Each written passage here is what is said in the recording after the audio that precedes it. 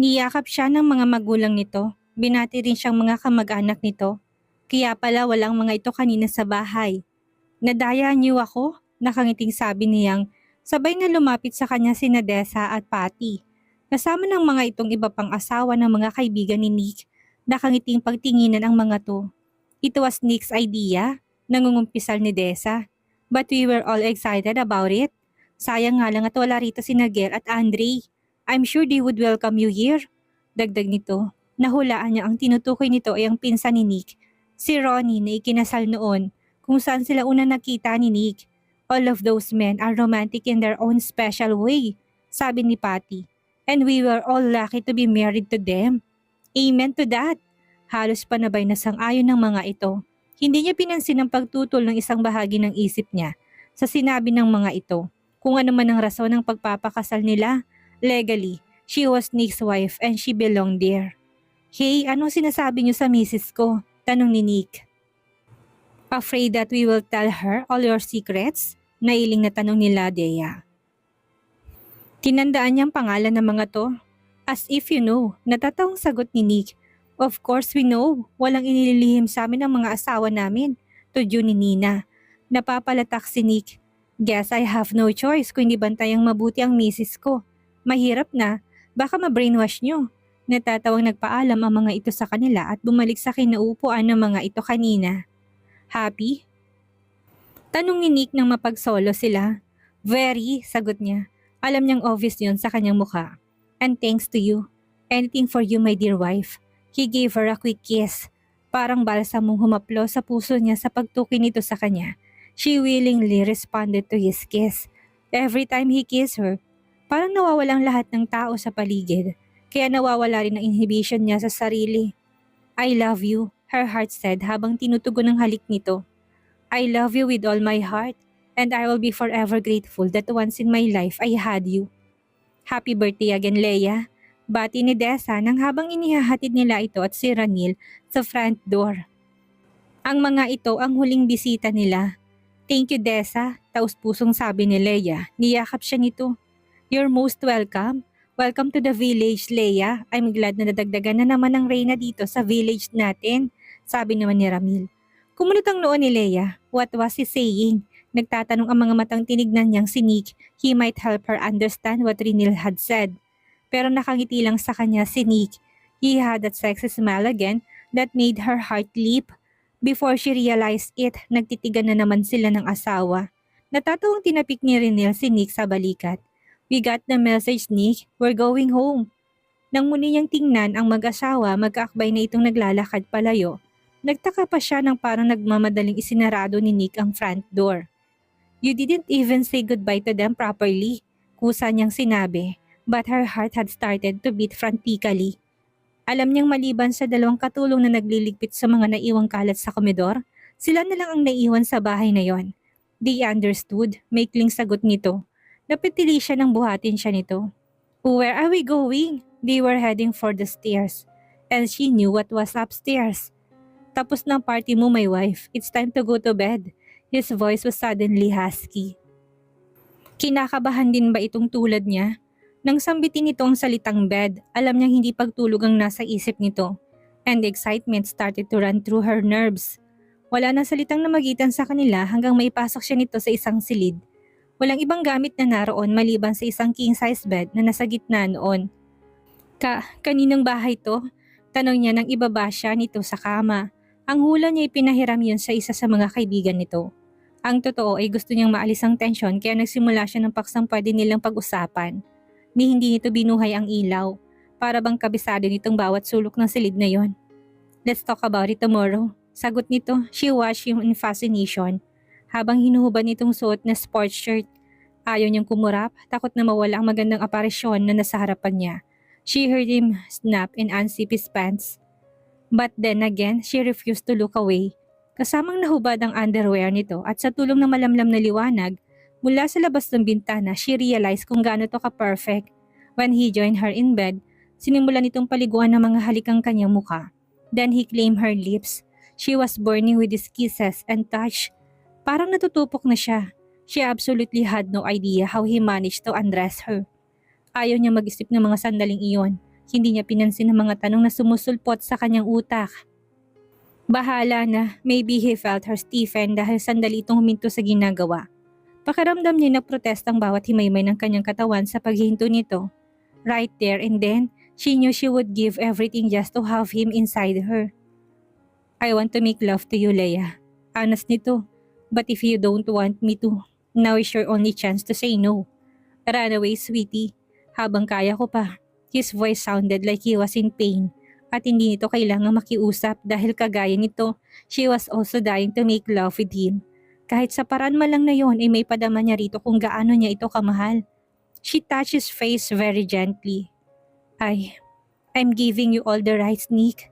As my husband, it was like speaking to him with her heart. Bumuntong hininga ito and she knew it was a sight of relief. Then he took charge. Nang lumapat ang katawan niya sa malambot na kama, she knew he would carry her to a different place where only great pleasures, satisfaction, and ecstasy existed, and she let him lead the way. Pakiramdam ni Leia ay may humahaplos sa kanyang mukha. Kahit namimigat ang talukap ng kanyang mga mata, pinilit niyang dumilat. Ang gwapong mukha ni Nick ang nabungaran niya, and he was caressing her cheeks. She tried to focus her eyes. Good afternoon, sleepyhead. Nakangiting bati nito. Kumunot ang noo ni Leia sa pagbati nito. Hinagilap ng mga mata niyang alarm clock sa side table. Alauna na, she groaned. Inabot na siya ng alauna ng hapon sa kama. But then she was excused dahil halos hindi nila ito natulog. They made love all night. Bumangon ka na, sweetie, malambing na sabi nito. Umungol lang siya bilang protesta. She was aching all over, pero hindi niya pinagsisihan ang ginawa. He was her husband. At kailanman hindi kasalanan kung ibigay niya ang sarili dito. And it was deliriously wonderful. Saka na niya po problemahin ang consequences ng pagpapaubaya niya. Oh, I really hate to wake you up, pero kailangan nating umaten sa pasyam ni Lola Deli. Patuloy nito. Saglitong natigilan, tila nag-isip. But if you're really sore, I can make an excuse for you. Noon siya tuluyang nagising. Mabilis siyang bumangon, nunong niya naalalang pasyam ni Lola Deli at kailangan nilang lumuwas. Sasabihin ko na lang sa kanila that my wife couldn't make it because we made love all night and she's sore and... Nick! Namumulang saway niya rito, he grinned. Napangiti na rin siya. He never failed to lighten her mood with that sexy smile. Just kidding, my wife, sabi nitong pinisil ang tuktok ng kanyang ilong. Na-freeze na yata sa mga labi niyang ngiti nang magkatitigan sila. He was looking at her in a sensual way na parang gusto niyang ihiga muli sa kama. And she knew that if he did, hindi siya magpuprotesta. Bumangon ka na dyan, tumawag na si mama para ipaalala sa atin ang tungkol sa padasal. Hinila siya nito sa isang kamay.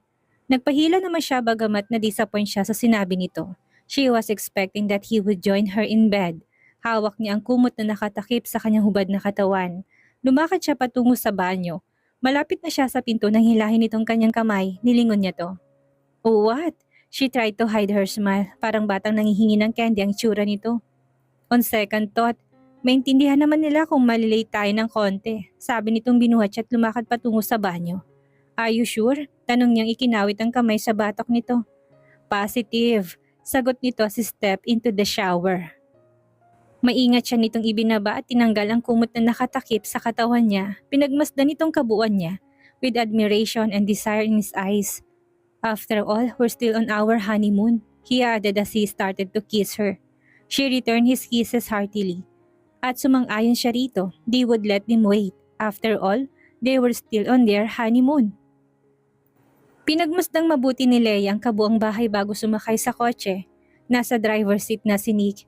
Don't worry, babalik tayo dito. Tila nahulaan itong nasa isip niya. Pinisil nitong kaliwang kamay niya, tumango na lang siya. Ayaw niyang mahalata ito na gusto niya. Sana niyang magkaroon ng bahay doon and settle down with him. Kapiling ang mga kaibigan nito. Sigurado siyang magkakasundo niyang mga asawa na makabarkada nito. Ang totoo, ayaw naman niya sa Amerika permanently manirahan. If he would be given the choice, mas gugustuhin niya palaki na magiging mga anak niya sa kulturang Pilipino. Natigilan siya sa naisip. Anak, how could she be thinking about raising kids gayong alam niyang hindi magtatagal ang pagsasama nila ni Nick? But we made love countless of times last night. Pagtatanggol niya ng isip. Huwag nang isamang nangyari kanina. May posibilidad na mabuntis siya dahil hindi naman ito gumamit ng proteksyon. Wala sa loob na nahaplos niya ang flat niyang puson. Kung magbubunga ang nangyari sa kanila, undoubtedly, bubuhayin niya ang bata. Gusto niya magkaroon ng alaalang naging pagsasama nila. Kahit man lang sa ganitong paraan, ay manatiling kapiling niya ito. Napasulyap siya rito na noon ay seryoso sa pagmamaneho.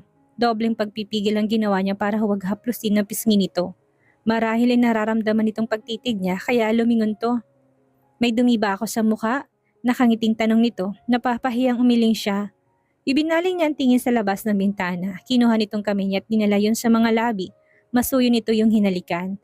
She sighed. Hindi niya kailangang mamroblema ngayon when everything was fine between them. She would let herself enjoy every moment with him.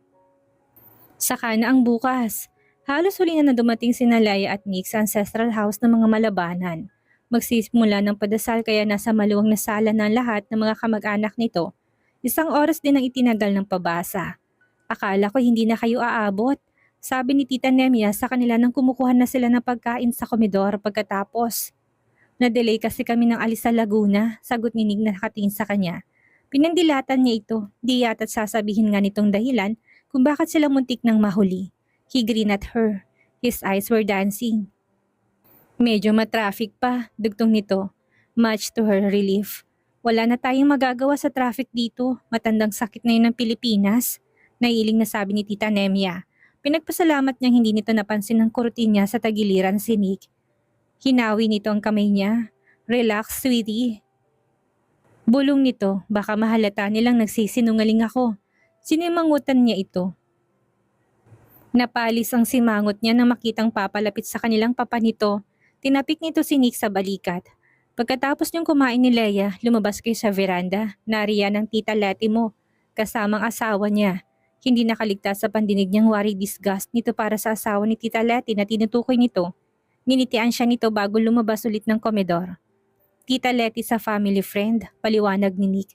Pakilala kita sa kanya, I'm sure she's going to like you. Tumango na lang siya. She enjoyed the meal at bahagya silang nagtagalan ni Nick sa pagkain dahil hindi niya ito maawat sa pagpapatawa. Paglabas nila sa veranda ay nakita kaagad ni Leia ang mga magulang ni Nick. Kaumpok ang mga bisitang mga ito. Nakatalikod ang babae kaya hindi niya kaagad nakita ang mukha nito. Katabi nito ang isang medyo matanda pero makisig pang Amerikano. Matapang ang itsura nito tipong seryosong-seryoso sa buhay. There's Nick and his lovely wife, narinig ang sabi ni Mama Violi. Noon lumingon ang nakatalikod na babae. Pakiramdam niya tumigil ang pag-inog ng mundo na magtamang mga mata nila ng bisitang babae. Susumpa sa Leia na saglit niyang nakitang recognition sa mga mata ng babae na makita siya nito. Napahigpit ang pagkakahawak niya sa braso ni Nick habang palapit sila sa mga ito. Pakiramdam niya ibibigay ang mga tuhod niya anumang sandali. After 15 years, hindi niya inakalang doon sila magtatagpo ng kanyang ina. She thought all along nasa Amerika magkukrus ang mga landas nila. Naramdaman niyang nakasunod ang mga mata nito sa kanya at may pakiramdam siyang nakilala siya nito. Tita Letty, humalik si Nick sa pisngi nito. I want you to meet my wife, Leia. Pakilala nito sa kanila. Nakipagbeso-beso to sa kanya pagkatapos ay pinakilala siya nito sa Amerikanong katabi nito. Bill Hamilton ang pangalan ng lalaki at asawang pagkakilala dito. Bahagya lang siyang initian ng lalaki. Asawa? How could that be possible gayong alam niyang kasalito sa kanyang ama? Nang ipaghila siya ni Nick na silya agad siyang umupo. She could not be wrong. 15 taon man ang lumipas, she could still recognize her own mother. The same prominent cheekbones.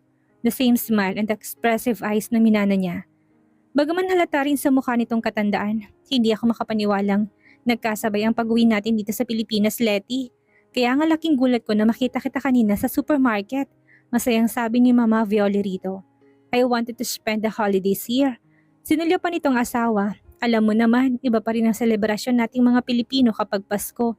Magkapit-bahay sila ni na Mama sa California, sabi ni Nick sa kanya. So when did the two of you get married? Tanong ni Bill sa kanila, hinayaan niya si Nick ang sumagot. She didn't trust her voice to speak. Ayaw niya mahalatang mga itong panginginig niya. Almost a month, sagot ni Nick. You've got yourself a lovely wife, Nick. Narinig niya sabi ng nanay niya, tinignan siya nito. She barely heard Nick say thank you. Abala siya sa pakipagtitigan sa nanay niya. Gusto niyang malaman kung nakikilala pa nga siya nito. Ito ang unang nagbaba ng tingin, lalo lang niya napumpirma ang hinala niya. Pero bakit parang hindi ito masaya sa pagkikita nilang muli? So, kailan ang balik niyo sa Amerika? Tanong ni Papa Reynaldo. We will be leaving soon, maybe this week or the next. Sagot ni Bill. Napatingin siya dito. Bakit parang galit ito? Nakita niya kagat ng nanay niyang ibabang labi nito. Hanggang sandali naghari ang katahimikan na parang nagkaroon ng tensyon.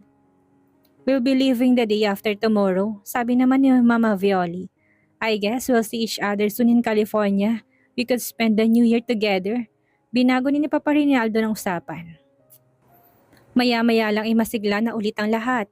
Pasulyap-sulyap siya sa nanay niya, pilit niyang hinuhuling mga mata nito, ngunit may pakaramdam siyang sinasadya nitong umiwas sa kanya. Kung bumaling man sa kanilang paksa ay sinikang kinakausap nito, pataman na lang siyang nakikinig sa usapan ng mga ito. Gagawa na lang siya ng paraan para makausap to ng sarilinan. Magpapakilala siya dito, marami siyang gustong sabihin at itanong dito, at hindi yun ang tamang pagkakataon. Nagkasya na lamang siya sa pagsulyap dito, sa pakikinig sa boses nito.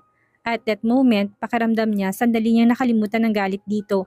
Mas nangibabaw ang pagkasabik sa inang matagal ng panahong hindi niya nakita.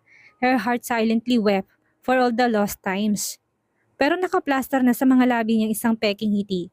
Ayaw niya makahalata ang mga naroon sa nararamdaman niya. Kung kaya ng nanay niyang itago ang tunay nitong nararamdaman, magagawa rin niya yon. Saka na lang niya ito tatanungin kung bakit ayaw niyang kilalanin sa harap ng ibang tao. Hihiramin mo na naman tong bahay ng kaibigan mo. Tanong ni Leia kay Nick na makapasok sila sa bahay na yun sa Laguna. Pagkatapos ng hapunan ay bumiyahin na sila pabalik doon. Kunot noong tumingin sa kanya si Nick. Who told you na hinihiram ko lang itong bahay na to? Hula ko lang, bakit kanino bang bahay to? Nilibot niyang mga mata sa kabuuan ng bahay. Again, she found it empty. This is our home, sweetie. Sagot nito, do you like it? Our home? Kay sarap ng pakinggan, so do you like it? Tanong nitong muli. It's beautiful, Nick. I love it. Sagot niya. Well, I'm glad you love it. Sabi nito. Kaya lang, bakit walang mga gamit? Alanganin tanong niya, sinadya kong wag lagyan ng gamit to serve my purpose. Sagot nito. Dahil gusto kong magkasama tayong mamili ng mga gamit for our love nest. Love nest? Does that mean you love me, Nick? Gusto sana niyang itanong dito. Now, off we go to the bedroom, sweetie. Ilang sandali lang binuhat na siya nito. Nick, may sasabihin ako sa'yo about. Later, we'll talk about it later. Maagap na buto nito sa sinasabi niya. Ngunit nang makarating sila sa silid ay hindi siya nito binigyan ng pagkakataong makapagsalita. The moment he kissed her, nawala na sa isip niyang nais na sabihin dito. May kausap si Nick sa telepono nang bumaba sa laya ng umagang iyon. They had been there for almost 2 weeks. Most nights had been pure bliss. Nagsisimula na rin nilang makilala ng hustong isa't isa, and she was happy. Napakunot-noo siya nang muling tumingin dito. Biglang bumundol ang kaba sa dibdib niya. Ganun na ganun ang pakaramdam niya. Nang itawag dito noon ang tungkol sa pagkamatay ni Lola Deli. Napako na siya sa pagkakatayo sa huling baitang ng hagdan. Nakita niya ibinaba nitong receiver hanggang saglit na waring natigilan to.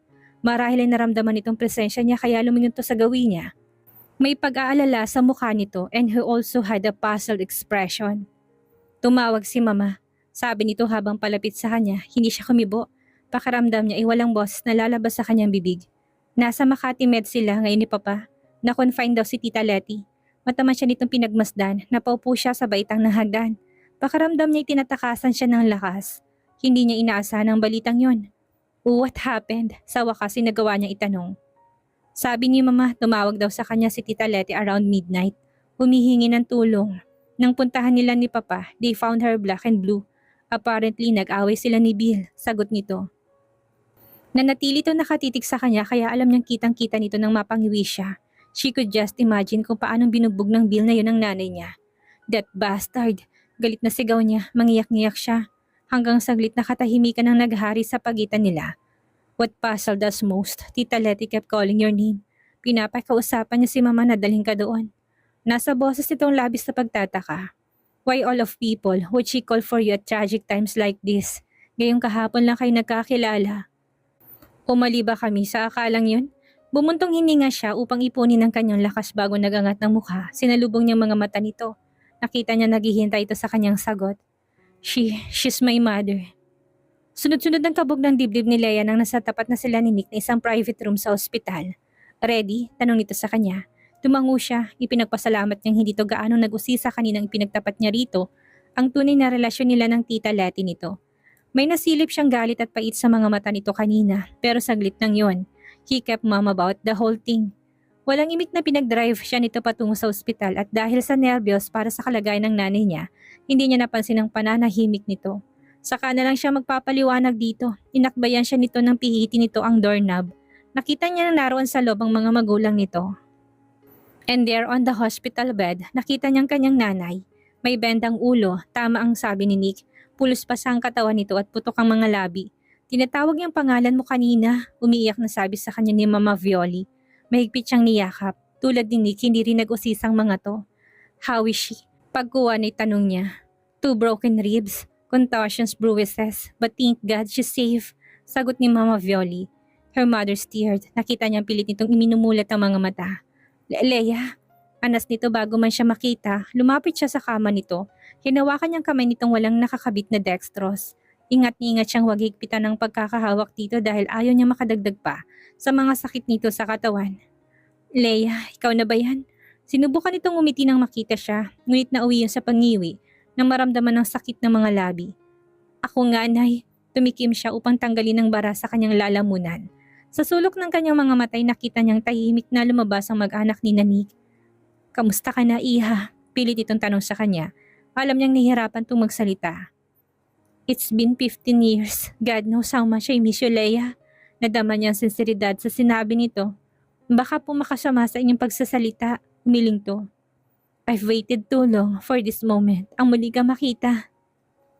Hindi mga pasa at bugbog sa katawan kung pipigil sa akin kausapin ka. Ngumiwi ito ng tangkay nitong gumalaw. Nay, huwag niyo na po munang piliting kumilos. Hindi niyo pa kaya, nag-aalala lang sabi niya. Pinagpasalamat niyang may dumating na doktor at nurse. Kasunod ng mga ito'y sinanik. Agad na lumapit sa kanyang asawa, pinisil nitong kamay niya na tila pinapanatag siyang maging maayos din ng lahat. I'm sorry miss, but the patient needs to rest. I do hope you understand. Sabi sa kanya ng doktor, sinanyasan nito ang nurse. May nilabas tong hiringgilya tinusok sa may dextrose. Doc, I have to talk to my daughter. Nakikiusap na sabi ng nanay niya. You can do that later, ma'am. Kailangan niyang magpahinga, sagot ng doktor. Huwag mo akong iiwan, Leia. Promise me. I promise, sagot niya. Pinanood niya ito habang unti-unting pumipikit ang mga mata nito. Saka niya na-realize na pampatulog ang tinurok dito ng nurse. Pagkatapos, chinek ng nurse ang vital signs nito. Stable ng vital signs ng pasyente. The broken ribs didn't harm any organs. We can safely say that she's out of danger. Sabi ng doktor. Thank God. Usal niya.